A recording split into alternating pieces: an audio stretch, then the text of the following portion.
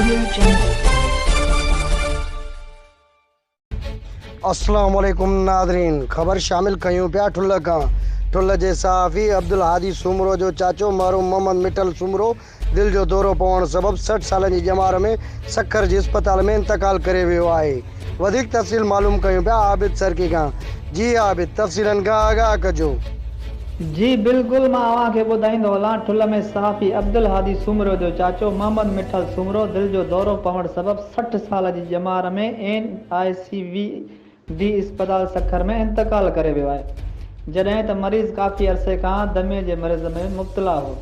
इलाज हलंदड़ हो त 8 महीना अॻु दिल जा वाल बंदि थी विया, जंहिंजो इलाज सखर जी NICVD में हलंदड़ हो। अचानक गुज़िर राति ॿीहर दिल में सूर पवण सबबि जंहिंखे सखर अस्पताल नियो वियो, जिते हू अस्पताल में दम धरणी हवाले करे वियो।